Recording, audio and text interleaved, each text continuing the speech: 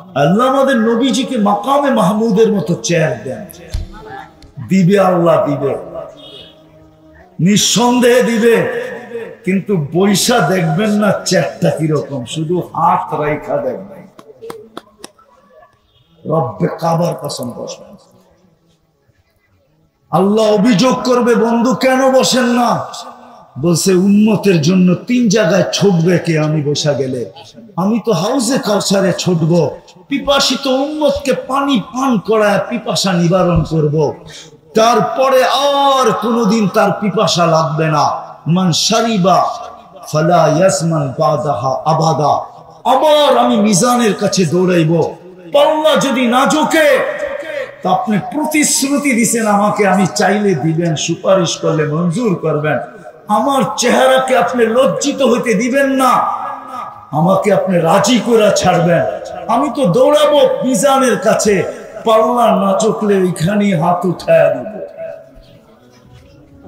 যদি পুলসেরাতের কাছে আবার দৌড়াবো, যদি ফাইসা যায় থাকে তো দুরুদের গাঠি মাথায় দিয়া পার করায়।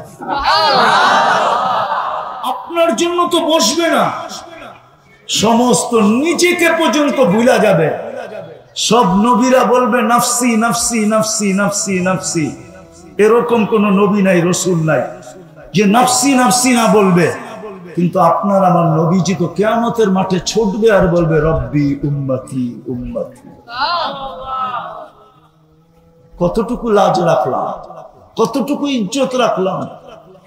মোহব্বত তো করি বলি, বটে বলি, কিন্তু কতটুকু নবীর ইজ্জত রাখলাম, কতটুকু লাজ রাখলাম।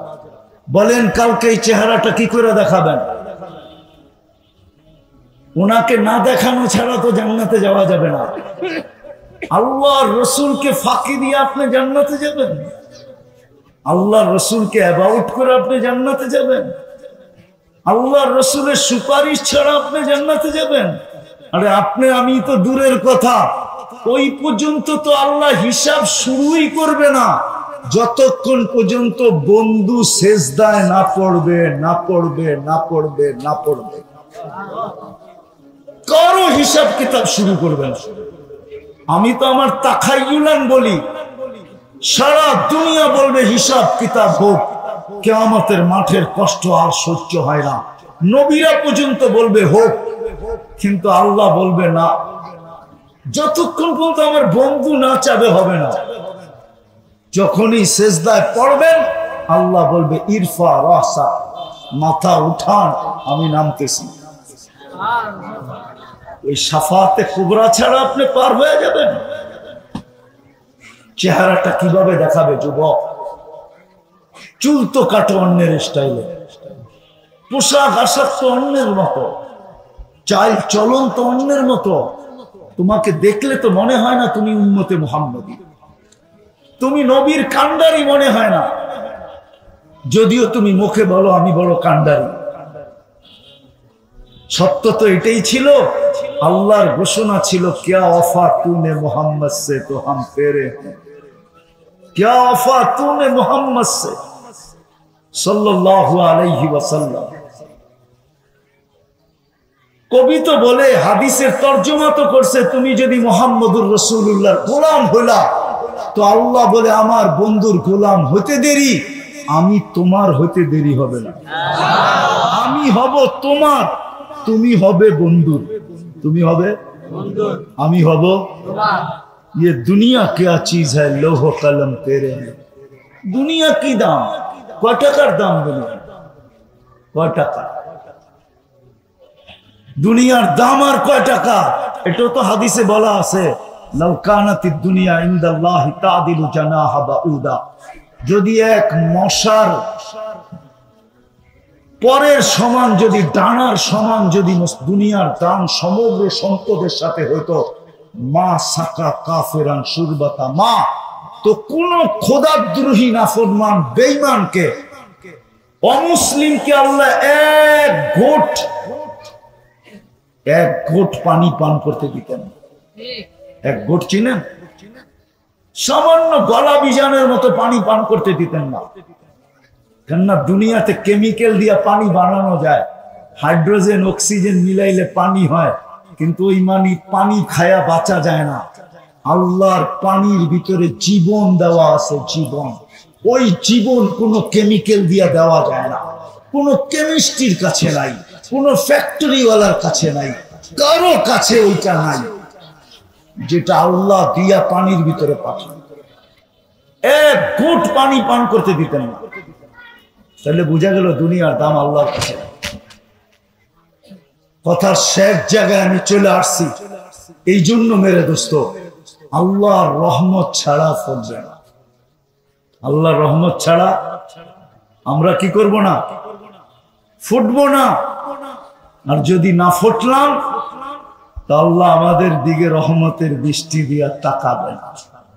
আর যদি নিজেকে ফুটাইতে চান তাহলে আল্লাহ ফুটানোর জন্য মুহাম্মদুর রাসূলুল্লাহ সাল্লাল্লাহু আলাইহি ওয়াসাল্লামকে দিয়েছেন। এই জন্যই আল্লাহ বলছে, क्या वफा तूने मोहम्मद से तो हम तेरे हैं।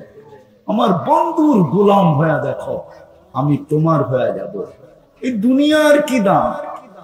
মশার টানার সমান দাম না। সমগ্র জগৎ উঠায়া তোমার হাতে দিয়ে দিবে। লৌ তোমার হবে, কলম তোমার হবে, সব সৃষ্টি আমি তোমার অধীন করে দিব। অধীন সব তোমার হাতে উঠায়া দিব। সবকিছুর মালিক তোমাকে বানায় দিব। সর্বশেষ জান্নাত তোমাকে দিয়া দিব। এই জন্য আসেন, রবিউল আউয়াল মাস, পায়ে হাত দিয়া বলি, 2-3টা কাজ করতে পারবেন? আজকে অঙ্গীকার করতে পারবেন যে নবীর আদর্শকে নিজের জীবনের আদর্শ বানাবেন।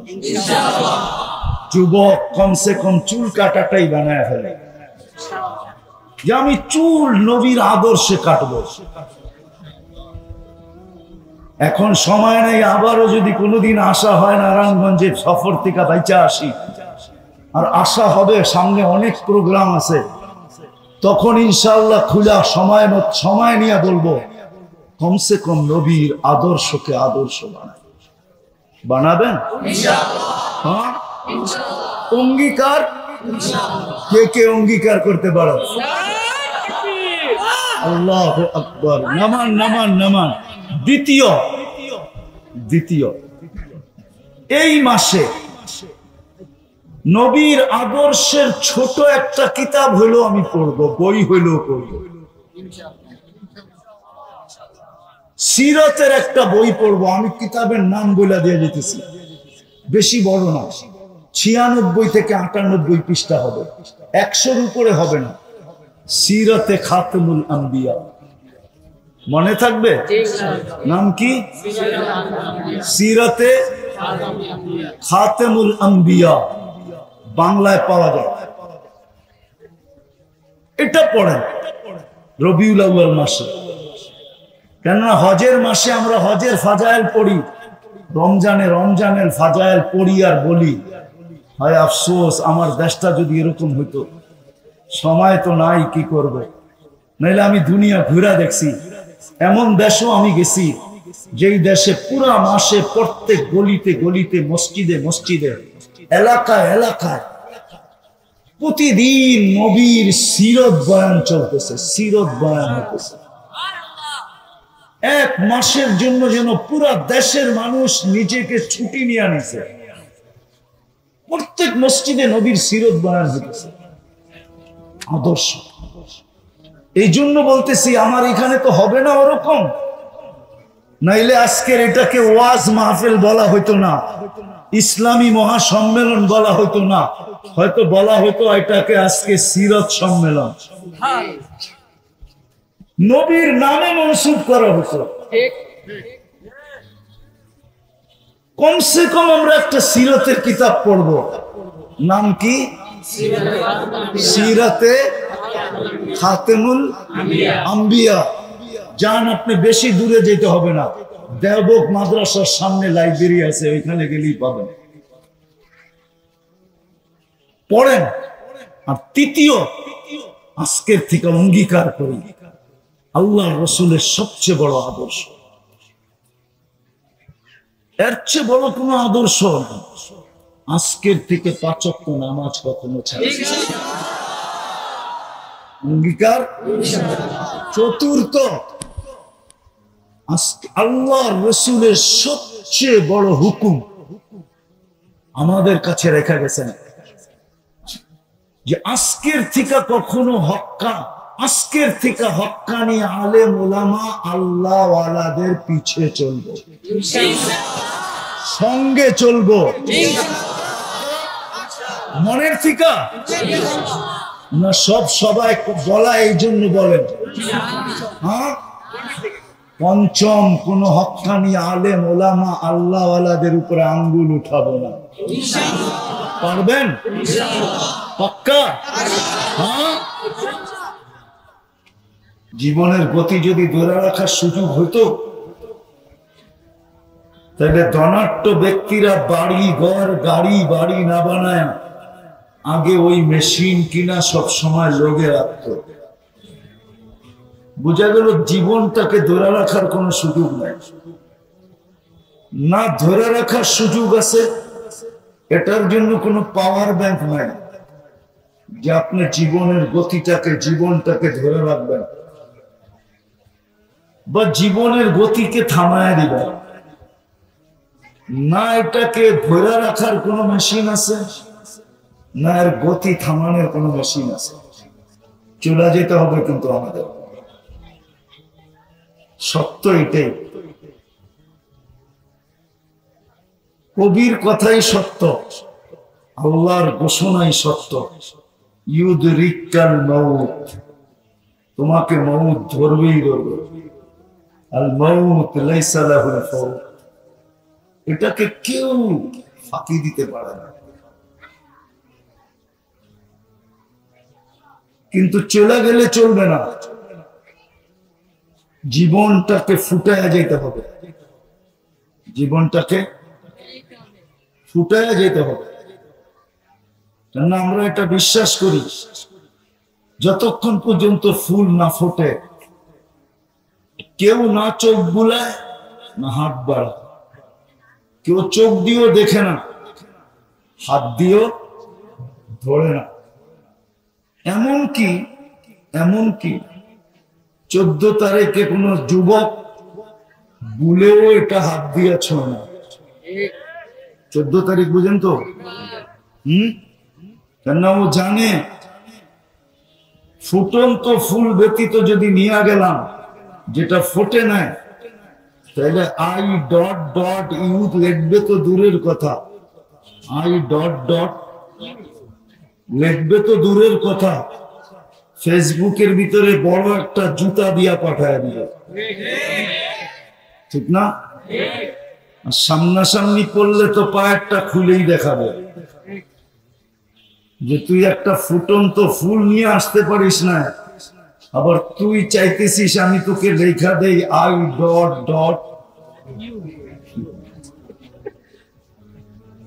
যদি ফুটন্ত ব্যতীত কেউ এটার দিকে চোখ না বুলায়, হাত না বাড়ায়, তাহলে যেই আল্লাহ অস্তিত্বটা দিল,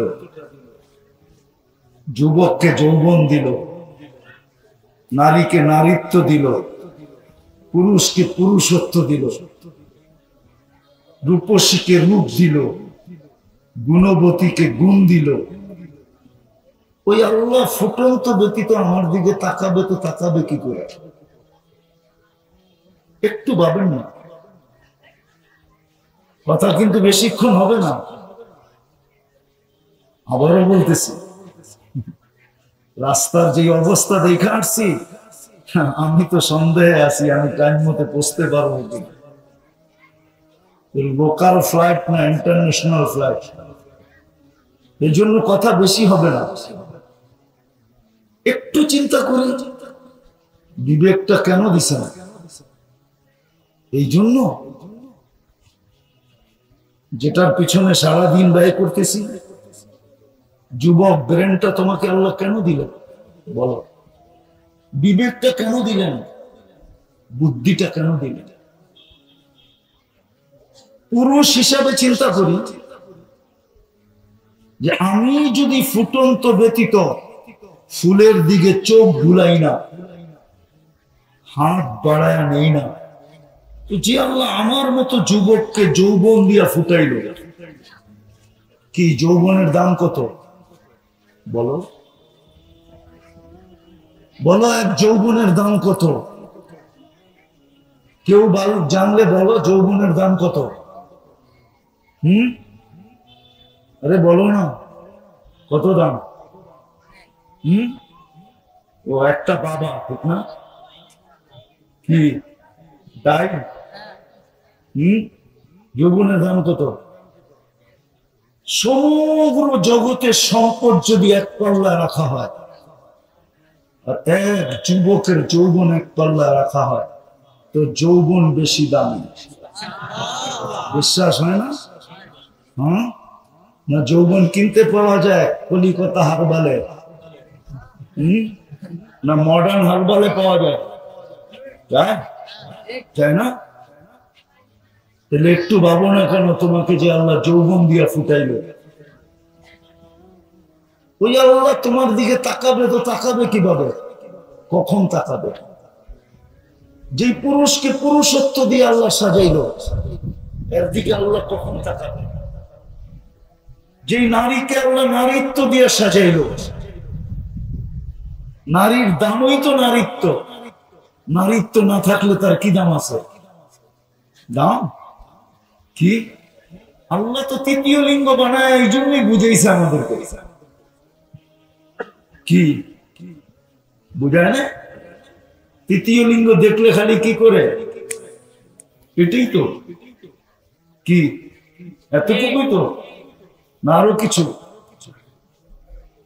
আল্লাহ যে ফুটাইলেন আমাদেরকে, আল্লাহ কখন তাকাবে? এটাই আমার বোঝানোর বিষয়।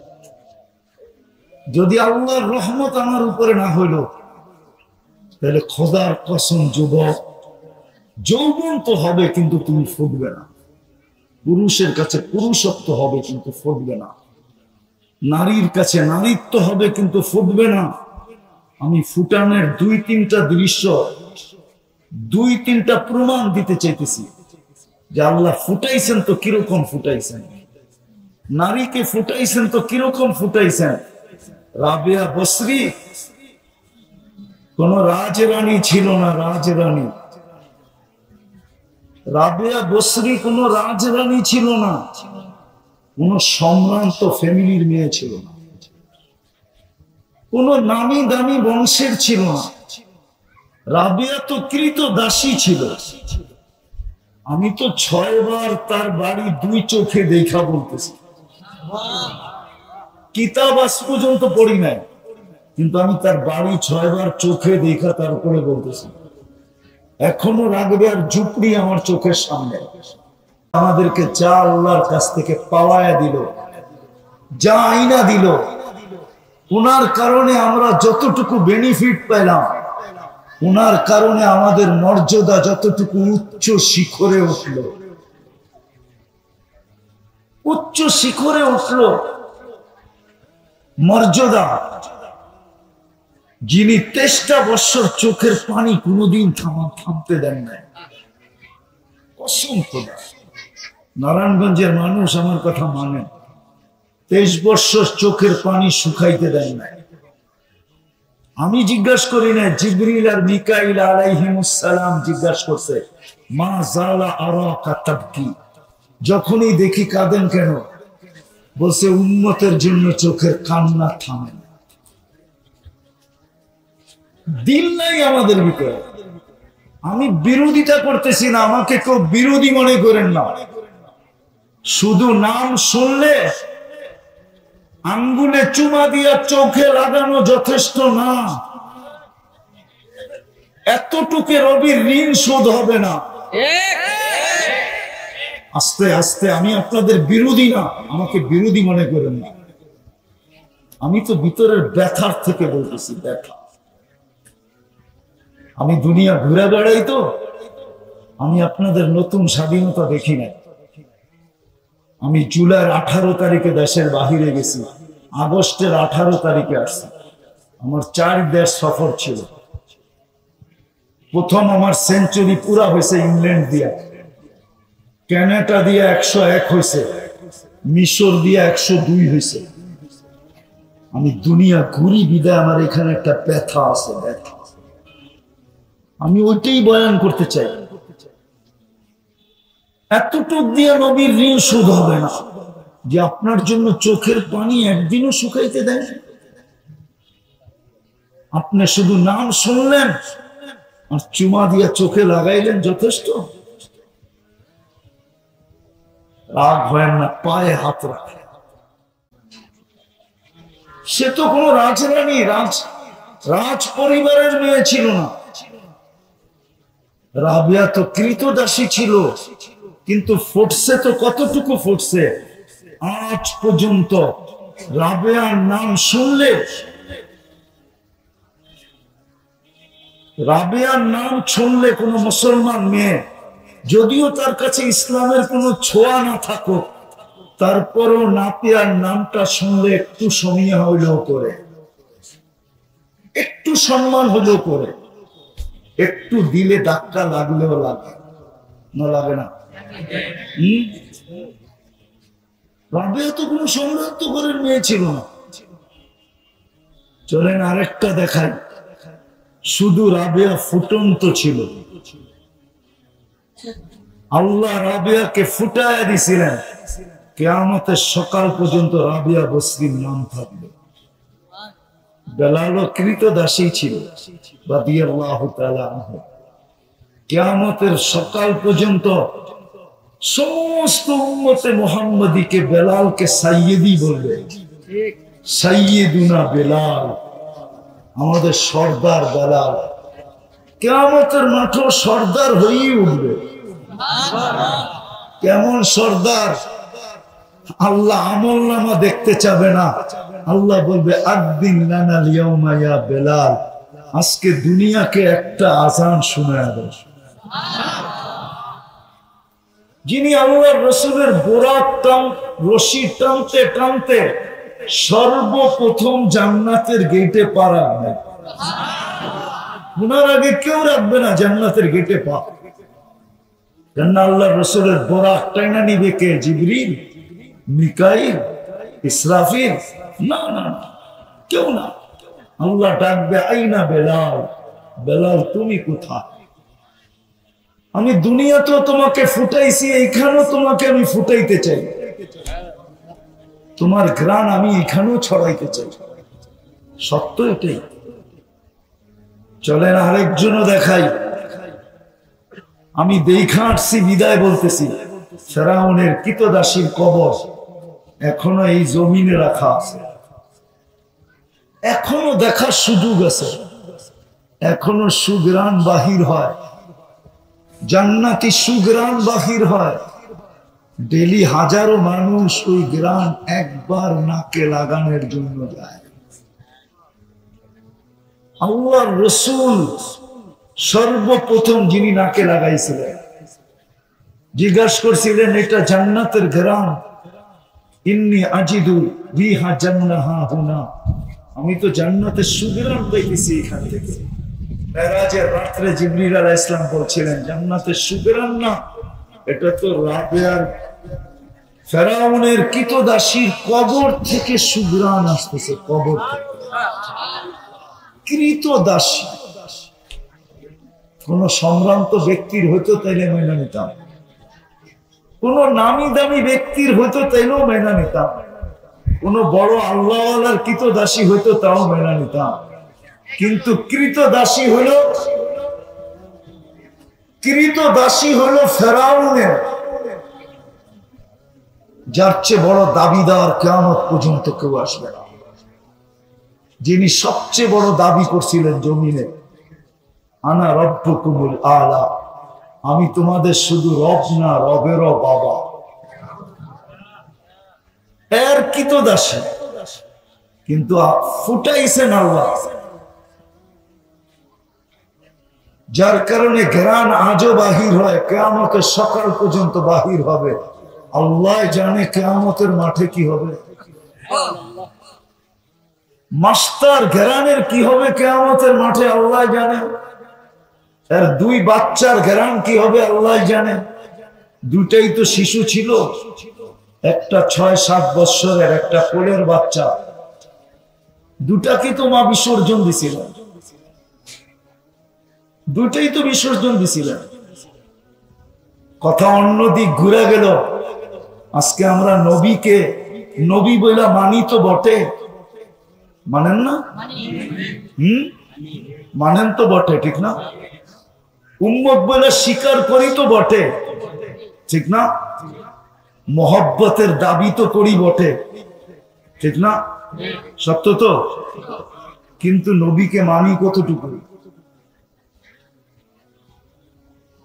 ওনার আদর্শ কতটুকু মানি? শুধু কি এতটুকুই যথেষ্ট যে আপনাকে সবকিছু আইনা দিল? সমস্ত উম্মতের ভিতর থেকে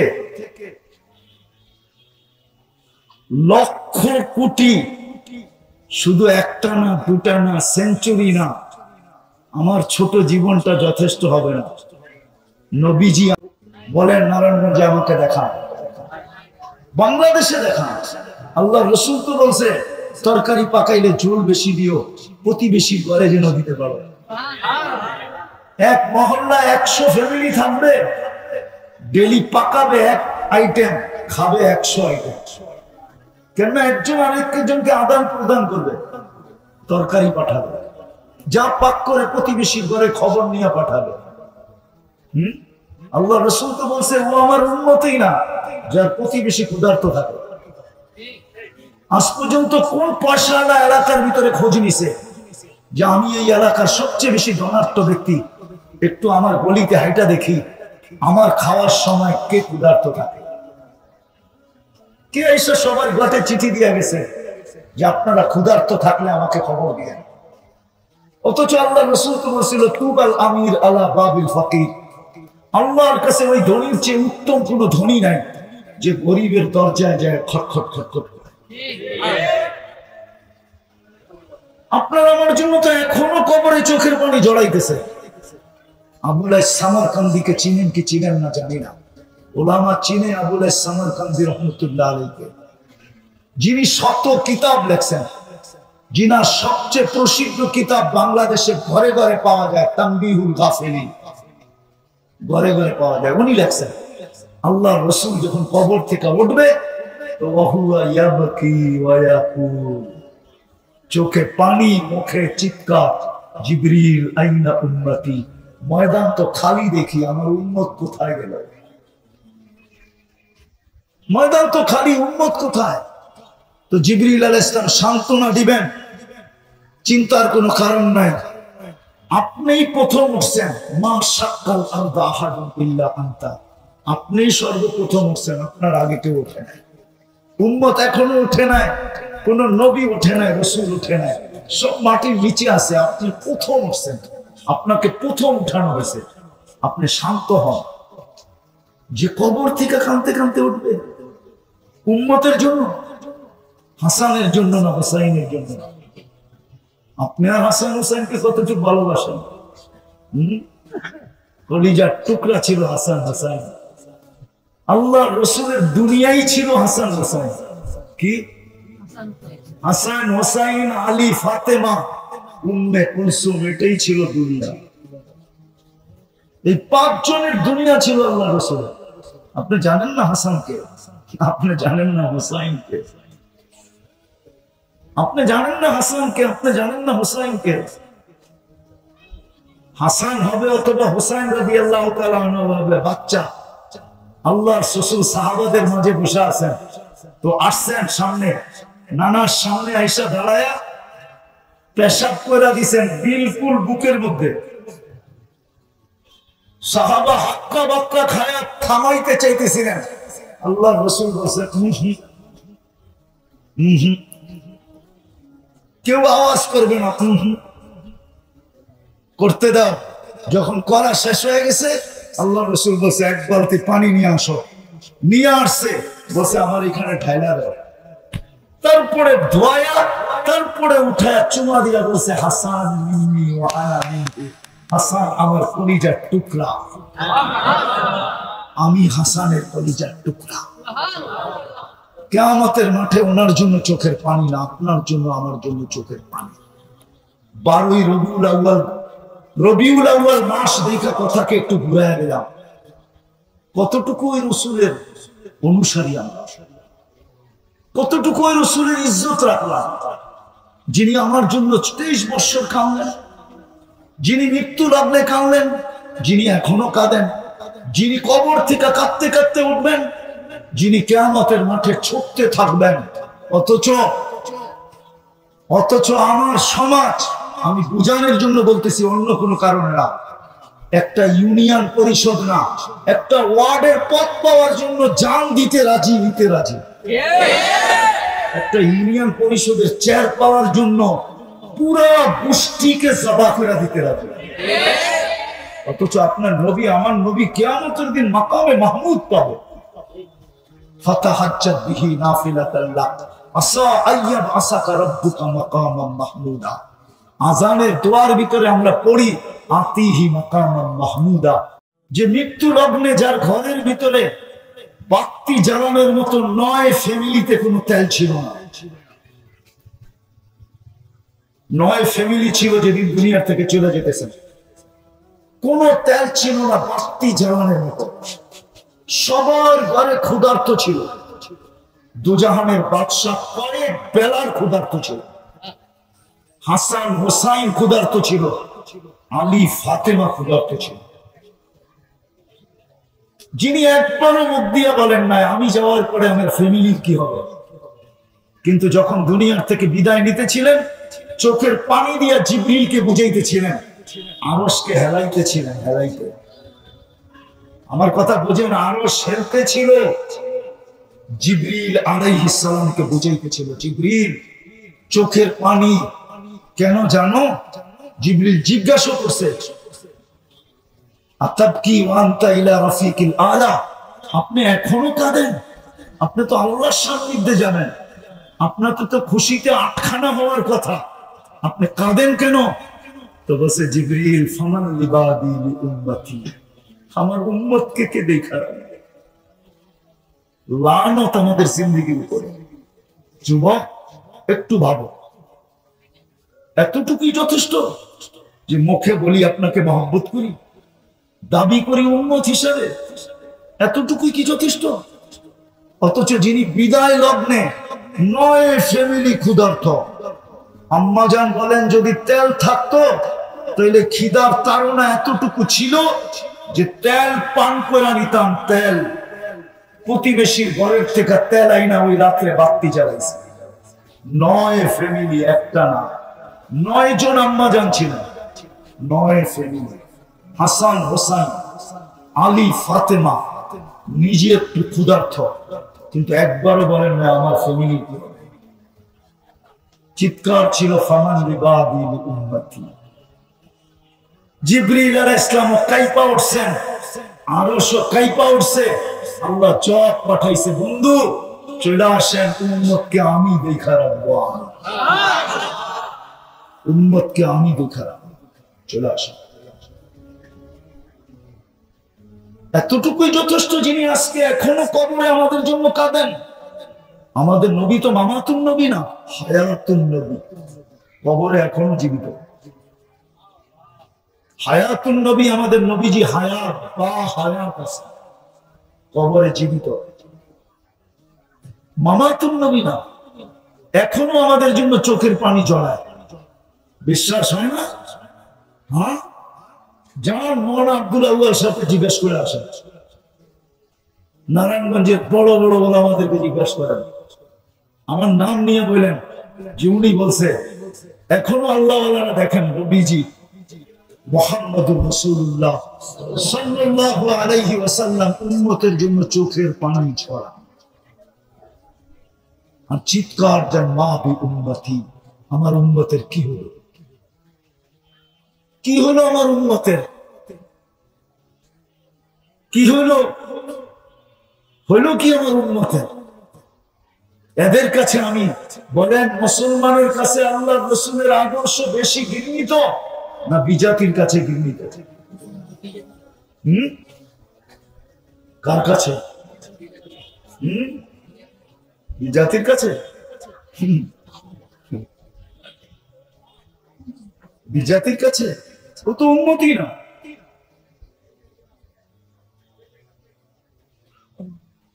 ও তো উন্মতি না,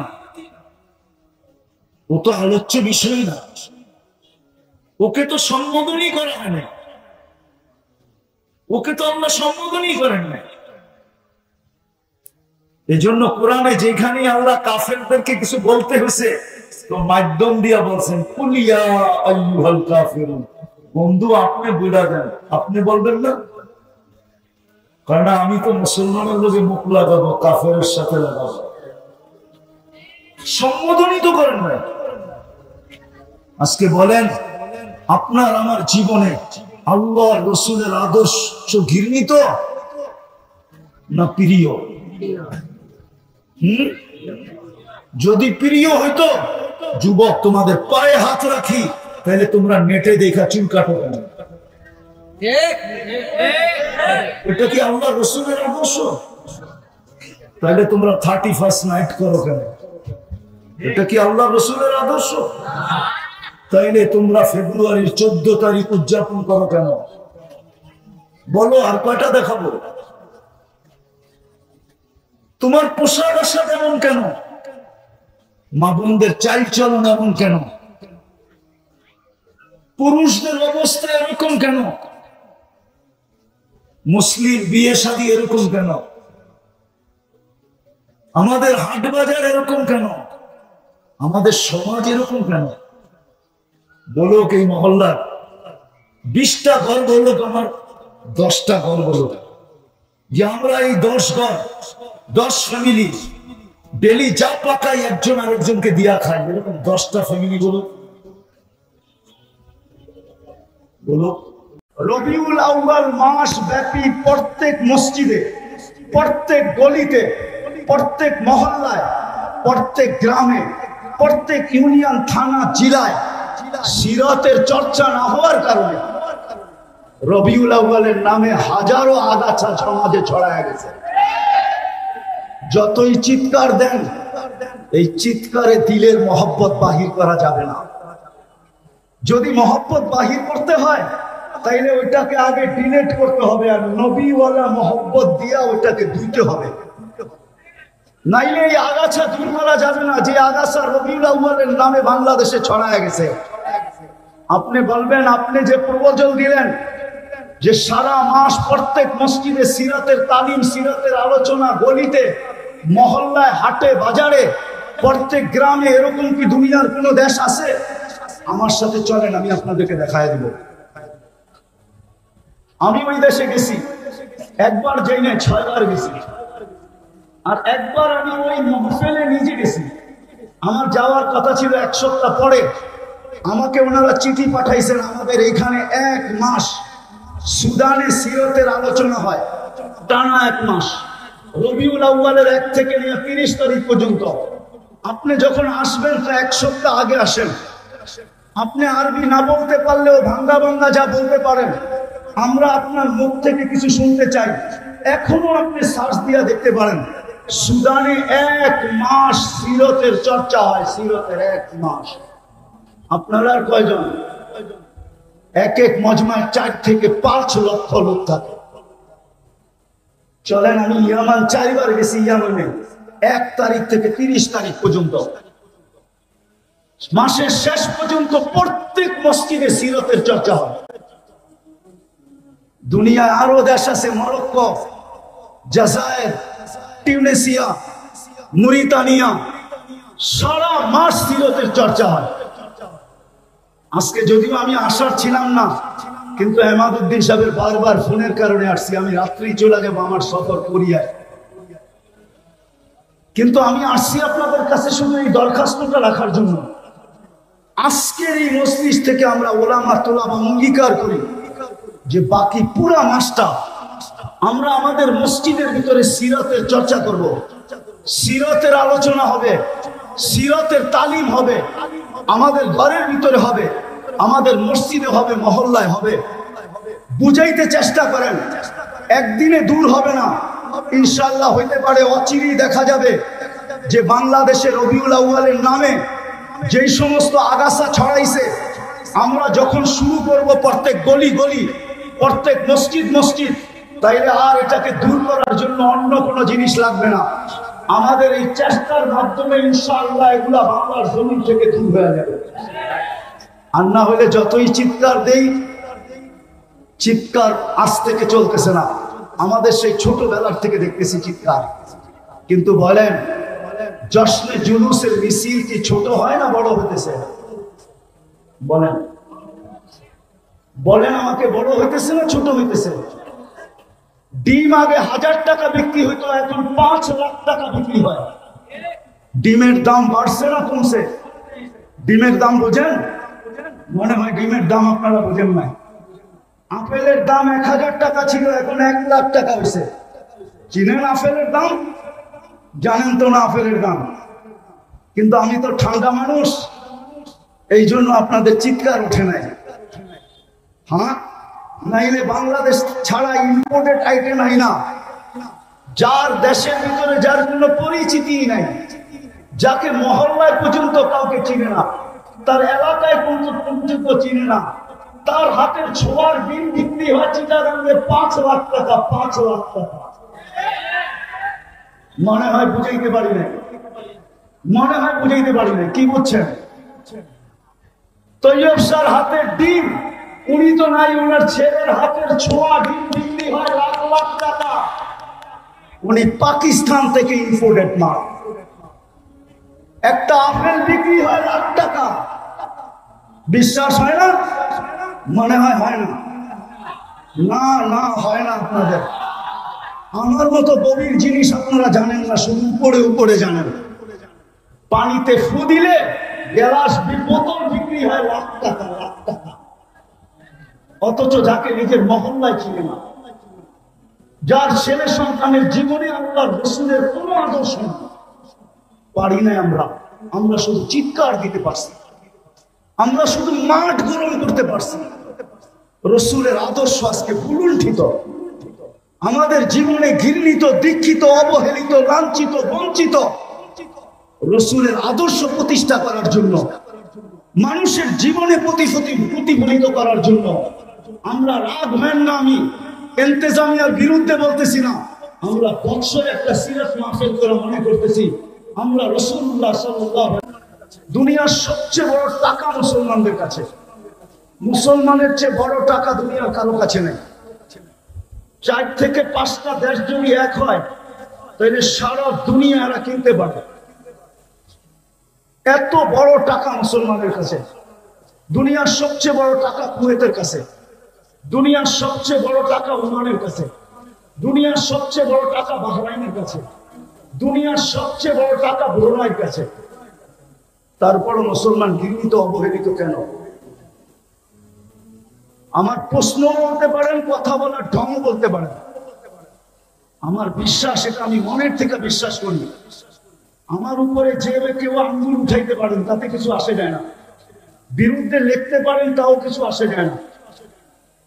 কিন্তু আমার মন বলে, আমার তাখাইয়ুল বলে, রাসূলুল্লাহ সাল্লাল্লাহু আলাইহি ওয়াসাল্লামের আদর্শের কারণে, যাকে আল্লাহ আদর্শ বানায় পাঠাইছেন, লাকাদ কানা লাকুম ফি রাসূলিল্লাহি উসওয়াতুন হাসানাহ, যেই হেদায়েতের চাওয়া আমরা প্রত্যেক নামাজের ভিতরে চাই।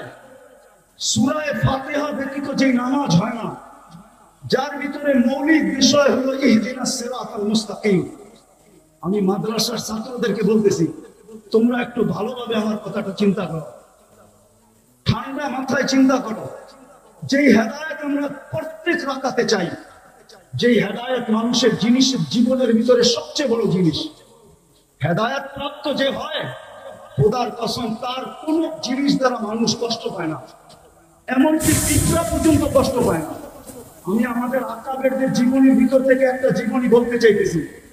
হুসাইন আহমদ মাদানী রহমতুল্লাহ আলাইহি একবার হাটহাজারী মাদ্রাসায় আসছিলেন। আজ থেকে 50 বছর আগের কথা হবে।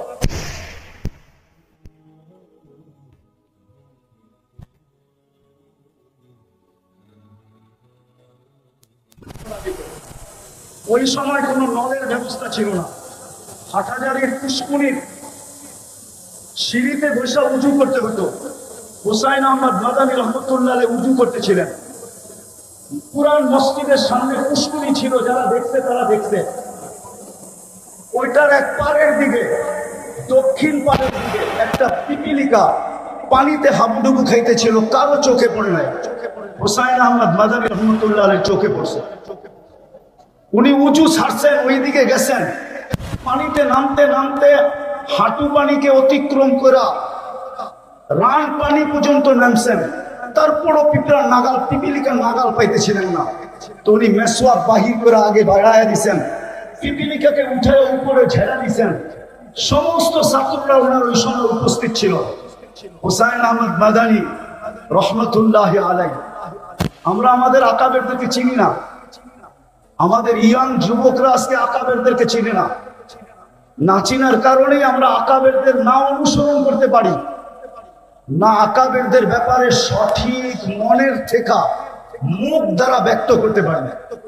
বরং দেখা যায় আমাদের সমাজে ইয়াং বেস আকাবেরদেরকে পর্যন্ত লাঞ্ছিত করতে দ্বিধা করে না, আকাবেরদেরকে পর্যন্ত আঙ্গুল উঠাইতে দ্বিধা করে না। রাগ হও না তোমরা আমার কথায়, মনে উঠলো এই জন্য বলতেছি। ইমাম তিরমিজি রহমতুল্লাহ আলাইহির জীবনী পড়া দেখো। ইমাম তিরমিজি রহমতুল্লাহ আলাইহি লেখছেন যে আমার থেকে বয়সে যে একদিন বড়, তার ভিতরে আমার থেকে 100 গুণ খায়ের বেশি। ওনাকে জিজ্ঞাসা করতে, আপনি এটা বলেন কি করে? বলছে খায়রুল কুরুনি করনি, আমাকে বলে আল্লাহ রসুলের জমানার যে যত কাছে হবে তার কাছে তত বেশি খায়। আমাদের আকাবেররা আমাদের আল্লাহ রসুলের জমানার কাছে ছিল, আমি জমানার থেকে আজকে দূরে। আমার মুরব্বী যে বসা আছে উনি আল্লাহ রসুলের জমানার কাছে আমার থেকে, যদিও আমার দাড়ি পাকা, ওনার দাড়ি পাকা, কিন্তু বয়সে উনি আমার চেয়ে বড়। বিদায় আমি মনের দিকে বিশ্বাস করি ওনার ভিতরে আমার চেয়ে কোটি গুণ বেশি খায়ের রাখা আছে। তো যেটা বলতেছিলাম, হুসাইন আহমদ মাদানীকে জিজ্ঞাসা করছে, হযরত আমাদেরকে বললেই তো পারতেন। তো উনি জবাব দিছিলেন, হাকাদা উমিরনা, আল্লাহর আমর আমার দিকে ছিল, বিদায় পিপিলিকাকে বাঁচানো আমার দায়িত্ব ছিল, তোমাদের দায়িত্ব ছিল না। রাসূলের আদর্শ তো আমাদেরকে এটাই শিখাইতেন।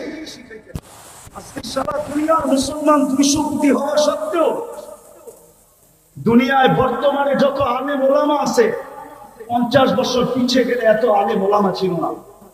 আজকে যত মাদারেস আছে এত মাদারেস ছিল না। আজকে যত হেফজোখানা আছে এত হেফজোখানা ছিল না। আজকে যত খোতাবা আছে অতীতে এত খোতাবা ছিল না। কিন্তু আজকে যতটুকু দুর্দশা, 50 বছর আগে আমাদের এরকম দুর্দশা ছিল না। কসম খোদার, আমার মুরব্বীরা আছে কিনা জানি না, কারণ বাজারের সভা ছিল। হযরত মাওলানা আব্দুল গফফার সাহেব রহমতুল্লাহ আলাইহি উনি কারণ বাজারের সভায় বয়ান করেছিলেন। আমাদের রাষ্ট্রপতি এরশাদ সাহেব পাশে বসা ছিল, উনি তখন রাষ্ট্রপ্রধান। আব্দুল গফফার সাহেব হাসতে হাসতে বলতেছিল এরশাদ সাহেবকে লক্ষ্য করা যে আপনি আমাদের রাষ্ট্রপ্রধান, আমাদের একটা নীতি আছে, রীতি আছে। প্রথম দিন বাসর ঘরে যদি বউকে দেখতে হয় তাইলে আমাদের দেশে টাকা দিয়া দেখতে হয়। মধ্যখানে শালা শালীরা পর্দা ধরে, জামাই যতক্ষণ পর্যন্ত টাকা না দেয় তো পর্দা উঠায় না, নিজের বউয়ের চেহারা দেখতে দেয় না। আপনি আমাদের রাষ্ট্রপ্রধান হওয়া সত্ত্বেও আপনি আপনার বউকে এরকম খোলা ছেড়া দিলেন কি করে যে এখন একজন রিক্সাওয়ালাও পয়সা ছাড়া আপনার ওয়াইফকে দেখে? ওইটা একটা সময় ছিল, একটা সময় ছিল, খায়ের সময় ছিল। ওনারা আল্লাহ রসুলের জমানার কাছে ছিলেন, আদর্শের উপরে প্রতিষ্ঠিত ছিল। এরশাদ সাহেব শুধু হাসতেন, কোনো প্রতিবাদ করেন নাই, কোনো জিদ বা হিংসা বিদ্বেষ ভিতরে নেন নাই যে আমি স্টেজ থেকে যায়া গফফার সাহেব তোমাকে দেখাবো তুমি কত বড় আব্দুল গফফার। কোনো প্রতিশোধ নেন নাই। কিন্তু আজকে কথা বলে স্টেজ থেকে নামা যায় না, কথা বলে স্টেজে বসেও থাকা যায় না। কেন এই দুরবস্থা? আমার প্রশ্নের জবাব দেন আপনারা, কেন এত দুরবস্থা? টুপিওয়ালা তো আগের চেয়ে বেশি, দাড়িওয়ালা তো আগের চেয়ে বেশি, নামাজি তো আগের চেয়ে বেশি, তাবলিগওয়ালা তো আগের চেয়ে বেশি, ওয়াজ নসিহত তো আগের চেয়ে বেশি। আমি কথা শেষ জায়গায় চলে আসছি। আজকে আমরা আল্লাহ রসুলের আদর্শকে শুধু একটা ব্যানারে আবদ্ধ করছি। সিরাত শুধু ব্যানারে আবদ্ধ আমাদের জীবনে না। আমরা সিরাতকে মানুষের সামনে তুলে ধরতে পারি না। রাগ হয়েন না, পায়ে হাত রাখি। গত বছরও এখানে সিরাত মাহফিল ছিল, এর আগের বছরও ছিল, এর আগের বছরও ছিল, এই বছরও সিরাত মাহফিল আছে। কিন্তু আমি ওলামা তোলাবাদের পায়ে হাত রেখা বলবো, শুধু বছরে একটা সিরাত মাহফিল করার দ্বারা জাতির ভিতরে সিরাতের আকর্ষণ আসবে না, বরং আমাদেরকে রবিউল আউয়াল মাস পুরাটা প্রত্যেক মহল্লায়, প্রত্যেক মসজিদে, প্রত্যেক গলিতে, প্রত্যেক এলাকায় সিরাতের প্রয়োজনীয়তা যদি মানুষের সামনে তুলে ধরতে পারি, সিরাতের উপকারিতা যদি মানুষের সামনে তুলে ধরতে পারি, যে সিরাতের দ্বারা আল্লাহর রাসূলের আদর্শ দ্বারা যদি আদর্শবান হই, তাইলে আমাদের সমাজটা কিরকম হবে এই চিত্রটা যদি আমরা তুলে ধরতে পারি, তাহলে খোদার কসম হইতে পারে আমাদের সমাজ এরকম হবে যে সমাজটা সারা দুনিয়ার ভিতরে মডেল হিসাবে রূপান্তরিত হবে। যদি সারা রমজানে, যদি পুরা রমজানে ফাজাইলে রমজান পড়া হইতে পারে, হজের মাসে যদি পুরা মাস ফাজাইলে হজ পড়া হইতে পারে, তাহলে রবিউল আউয়াল মাসে প্রত্যেক মসজিদে কোন সিরাতের কিতাব পড়া হয় না। আমরা সবাইকে সিরাতের কিতাব পড়তে বলি না কেন? সবচেয়ে ছোট একটা সিরাতের কিতাবও তো পড়তে বলতে পারি। সিরাতে খাতিমুল আম্বিয়া সবচেয়ে ছোট সিরাত। আমরা কেন আমাদের যুবকদেরকে উজ্জীবিত করতে পারি না? আমাদের যুবকরা সারা রাত্র নেটের ভিতরে থাকে, আনলিমিটেড সারা রাত্র ব্যয় করতে থাকে, অথচ অল্প একটু নেট খরচ হলে সিরাতে খাতিমুল আম্বিয়া পড়তে আমরা কলেজের ছেলেদেরকে কেন হাতে পায়ে ধরে উদ্বুদ্ধ করতে পারি না? কেন স্কুলের ছেলেদেরকে পারি না? কেন ইউনিভার্সিটির ছেলে মেয়েদেরকে পারি না? আমার কথা একমত হবেন কি হবেন না জানি না। আমি দুনিয়া ঘুরে বলতেছি, আমি আপনাদের স্বাধীনতা দেখি নাই, কেন আমি জুলাইয়ের 18 তারিখে চলে গেছি, আমি আগস্টের 18 তারিখে বাংলাদেশে আসছি। আমার সফর ছিল ইংল্যান্ড, কানাডা, মিশর, সৌদি আরব হয়ে আমি দেশে আসছি। আমাদের এখন সময় আসছে, আমাদের উচিত স্কুল কলেজ সর্বত্র আমাদের উচিত, বিশেষ করে ওলামা তোলাবাদের উচিত এই রবিউল আউয়াল মাসটাকে কেন্দ্র করা প্রত্যেক গলি গলি সিরাতের প্রয়োজনীয়তা বয়ান করা, প্রত্যেক মসজিদে সিরাতের তালিম করা। আল্লাহর রাসূলের আদর্শ সর্বক্ষেত্রে ছাড়ার কারণে আজকে আমরা নিজের দেশেও লাঞ্ছিত, বিদেশে তো লাঞ্ছিত, লাঞ্ছিত অন্যের হাতে তো লাঞ্ছিত, লাঞ্ছিত আমরা নিজেদের হাতেও লাঞ্ছিত। আজকে আমরা সিরাতকে ছেড়া দিছি, রাসূলের আদর্শকে ছেড়া দিছি, এর জায়গার ভিতরে আমরা আবেগকে নিয়ে আসছি, অন্য কিছুকে নিয়ে আসছি, রাসূলের আদর্শকে নিয়ে আসি নাই। আসেন, যেই রাসূল 23টা বছর চোখের পানি ঝরায়া আল্লাহর কাছ থেকে আমাদেরকে, সমস্ত উম্মতের ভিতর থেকে আল্লাহর কাছ থেকে আমাদেরকে যা নিয়ে দিছেন, যে মর্যাদা আমাদেরকে পাওয়ায় দিছেন, এর চেয়ে বড় মর্যাদা কি হইতে পারে? যে রাসূল আমাদেরকে পাওয়ায় দিছেন। সুহাদা আলান নাস, এতটুক শব্দের ভিতরে যদি ডুব দেই, তাহলে দেখা যাবে আল্লামা জালালউদ্দিন সুয়ুতী রহমতুল্লাহ আলাইহি লেখছেন, এই উম্মত কিয়ামতের দিন আল্লাহর পক্ষে সাক্ষী হিসাবে আল্লাহর পাশে দাঁড়াবে। সমস্ত উম্মতের উপরে আল্লাহ আমাদেরকে সাক্ষী হিসাবে গ্রহণ করছেন, নিজের পক্ষে নির্বাচিত করছেন। এর চেয়ে বড় সৌভাগ্য কি চান? কিন্তু প্রশ্ন যদি উঠে আমাদের পক্ষে কে, তো আল্লাহ তো এটাও বলে দিয়েছেন, রাসূলু শাহিদান আলাইকুম, আমি বন্ধুকে তোমাদের পক্ষে দিয়ে দিছি আর তোমাদেরকে আমার পক্ষে নিয়ে আনছি। বিদায় আসেন আমরা আজকের এই মাহফিল থেকে অঙ্গীকার করি, আর এটা না হওয়ার কারণে হক আদায় করে দিছি, অথচ যে 24 ঘন্টায় 23 বছরের চোখের পানি কোনোদিন শুকায় নাই।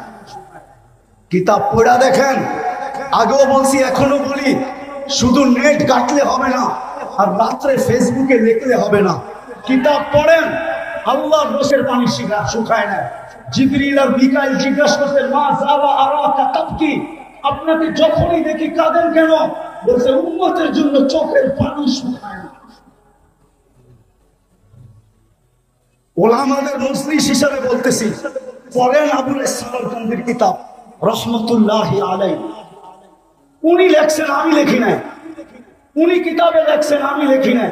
আমি বলতেছি, আপনি তালাশ করে সত্যায়িত প্রমাণ করেন। উনি লেখছে আল্লাহ রাসূল কবর থেকে উঠবে, ওহুয়া ইয়াবকি ওয়া ইয়াকুল, চোখে পানি নিয়ে উঠবে আর চিৎকার দিতে দিতে উঠবে, জিবরিল ময়দান তো খালি, আমার উম্মত কোথায়? ডাইনে দেখি উম্মত নাই, বামে দেখি উম্মত নাই, সামনে দেখি উম্মত নাই, পিছে দেখি উম্মত নাই। জিবরিল সান্ত্বনা দিবে, মা শাক্কাল আরদ আহাদুন ইল্লা আনতা, আপনি ব্যতীত জমিনের উপরে কাউকে উঠানো হয় নাই, উম্মত উঠে নাই। আপনি চিন্তিত হবেন না, আপনি পেরেশান হবেন না, উম্মত উঠে নাই, উম্মত হারায় যায় নাই। আপনার পরে উম্মত উঠবে, যে উম্মতের মানুষ একটা ইউনিয়ন পরিষদের চেয়ার পাওয়ার জন্য মরতে রাজি, মারতে রাজি, বুকের তাজা রক্ত দিতে রাজি, সন্তানকে এতিম করতে রাজি, নববধূকে বিধবা করতে রাজি। ওই রাসূল কিয়ামতের দিন সাল্লাল্লাহু আলাইহি ওয়াসাল্লাম মাকামে মাহমুদ পাবেন, কিন্তু উলামা বলে বসবেন কি? বলেন আপনারা বসবে কিনা মাকামে মাহমুদে? বরং বুখারী রহমাতুল্লাহ আলাইহি বলে হাত রেখে দাঁড়ায় থাকবে। কেন বসবেন না? এত দামি চেয়ার, মাকামে মাহমুদ, যার উম্মত ইউনিয়ন পরিষদের চেয়ার পাওয়ার জন্য, কাউন্সিলরের চেয়ার পাওয়ার জন্য, ছোট একটা এলাকার নেতা হওয়ার জন্য, জান দেওয়ার জন্য তৈয়ার। আর ওই মাকামে মাহমুদে বসবেন না কেন? যে রাসূল কিয়ামতের মাঠে বসবে না, বলবে আমি বসবো না, দুই কথা লেখা আছে, চেয়ার যদি আমাকে উড়ায় জান্নাতে নিয়ে যায়, তাহলে আমার উম্মতের কি হবে? দ্বিতীয়, আমি উম্মতের সাথে অঙ্গীকার করছি হাউজে কাউসারে সাক্ষাৎ করব, আমি অপেক্ষা করব উম্মত